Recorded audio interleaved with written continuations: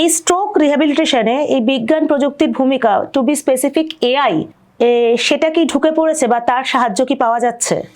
দেখুন, সত্যি কথা বলতে গেলে আপনি যদি মাইথোলজিক্যালি দেখেন, এআই কিন্তু শুরু হয়েছে মহাভারতের সময় থেকে। তাই? ধৃতরাষ্ট্র, আচ্ছা। ধৃতরাষ্ট্রকে পুরো যেই যুদ্ধটা সঞ্জয় কিন্তু ন্যারেট করেছিল। Dhritarashtra was blind.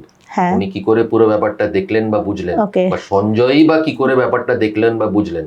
সো মাইথোলজিক্যালি কিন্তু আপনি যদি দেখেন, এআই শুরু হয়েছিল মহাভারত থেকে। রিসেন্ট টাইমসে মেডিকেলি এআই এসছে আপনার 1950s। রিহ্যাবিলিটেশন বা নিউরো রিহ্যাবিলিটেশনে এআই উইথ 1990s 2000 থেকে ঠিক। কম্পিউটার বেস এগুলো একদম। ইন্টারাকশনস গুলো প্লাস রোবোটিক্স। তো একটা জিনিস বুঝতে হবে যে AI is very important. Next decade is AI. AI will occupy everything. But এটাও বুঝতে হবে যে খালি এআই দিয়ে চলবে না, বিকজ এআই এর যে এইগুলো সেগুলো কিন্তু মেশিন, মানুষকে পরিচালনা করতে হবে। মেশিন কিন্তু মানুষই বানিয়েছে। ঠিক। অ্যান্ড এটা আমাদের জানতে হবে যে man is always behind the machine.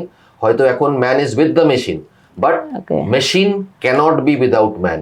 But দুজনে যদি প্রপার ম্যারেজটা হয়, outcome for the patients will be much better. আপনি ধরুন এই রোবোটিক্স, মানে আমাদের সেন্টারে যেমন উই হ্যাভ এভরিথিং, বাট এইগুলোর আউটকাম এগুলো কিন্তু কাউন্সেল করতে হবে ঠিক সময়ে, কোন সময় পেশেন্টকে রোবোটিক্সে আপনি দেবেন। এই নয় যে প্রথম দিন থেকে রোবটে আপনি দাঁড় করিয়ে দিলেন। মানে এটাও একটা বোঝাপড়ার ব্যাপার। আপনাকে ফার্স্টে পেশেন্টকে অ্যাসেস করতে হবে কার কি লাগবে, এটা জাস্ট একটা এবং কখন লাগবে, কোন সময় বন্ধ করতে হবে। আমাদের চিকিৎসা শাস্ত্রে একটা খুব ইম্পর্টেন্ট কথা আছে, when to say no। হ্যাঁ, মানে এবং কাকে আপনি দেবেন। এই ধরুন রোবোটিক সিস্টেম, ভার্চুয়াল রিয়ালিটি, আপনার বায়োফিডব্যাক, এগুলো সব কিন্তু এআই বা টেকনোলজিক্যালি ওরিয়েন্টেড একটা ট্রিটমেন্টের পার্ট।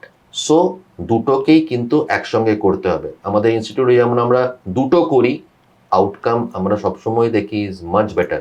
এভিডেন্স আছে আর্লি, রিপিটেটিভ, বারবার করে টাস্ক ওরিয়েন্টেড আমরা যদি থেরাপি করাই, আচ্ছা, আউটকাম ফর দ্য পেশেন্টস ভালো হয়, অনেক বেটার। ওকে। সম্পূর্ণ ভিডিওটি দেখতে ভিজিট করুন আমাদের ইউটিউব পেজ দ্য ওয়ার্ল্ড আরোগ্য।